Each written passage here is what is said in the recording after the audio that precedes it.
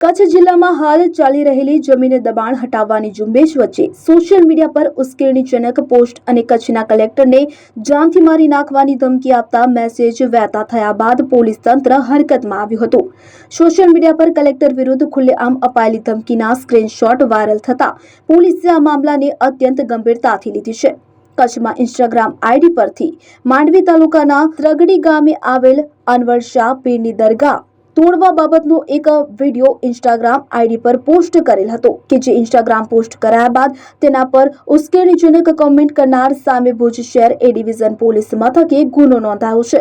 Police ફરિયાદ મુજબ ગઢશીશાના Nizam Suleman રાયમાએ Instagram ID પરથી ધમકીભરી કમેન્ટ કરી હતી। આ કમેન્ટ મારફતે કચ્છ જિલ્લા કલેક્ટર તેમજ દબાણ હટાવ કામગીરી સાથે જોડાયેલા અન્ય લોકો સામે જાનથી મારી નાખવાની ધમકી આપવામાં આવી હોવાનું અને સમાજમાં દ્વેષ, દુશ્મનાવટ તથા ઉશ્કેરણી ફેલાવવાનો અને તંત્રને સીધો પડકાર ફેંકવાનો પ્રયાસ કરાયો હતો।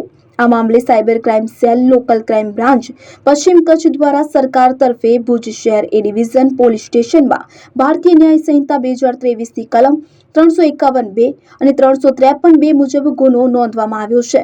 આ બનાવની ગંભીરતાને લઈ પશ્ચિમ કચ્છ પોલીસે તાત્કાલિક આરોપીને ગણતરીના કલાકોમાં દબોચી લીધો હતો।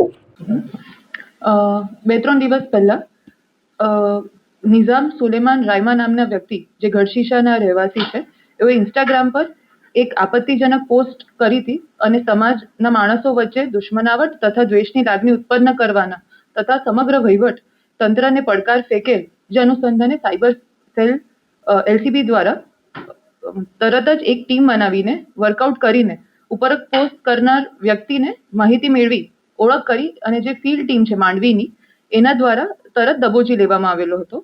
આવા અસામાજિક તત્વો સમાજના વર્ગ વિગ્રહ કરે અથવા વહીવટી તંત્રને પડકાર રૂપે બને તે કદાપી ચલાવી લેવાય તેમ નથી અને એ હેતુથી શ્રી સરકાર તરફે ફરિયાદી બની આરોપી વિરુદ્ધ cyber crime cell LCB Bhuj દ્વારા કાયદેસર કાર્યવાહી કરવા સારું આપી આરોપી નિઝામ સુલેમાન રાયમાને હસ્તગત કરી ભુજ શહેર એ ડિવિઝન ખાતે આગળની કાયદેસરની કાર્યવાહી સારું સોંપવામાં આવેલ છે।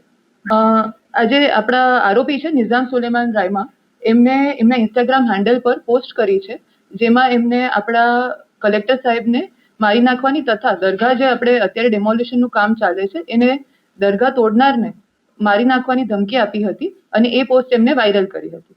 આપણી પાસે સોશિયલ મીડિયા મોનિટરિંગનો સેલ છે જે સાયબર સેલમાં આવેલ છે। એમાં આપણે આવા બધા જ અસામાજિક તત્વોનું જે સોશિયલ મીડિયા અકાઉન્ટ છે એનું મોનિટરિંગ કરતા હોઈએ છીએ।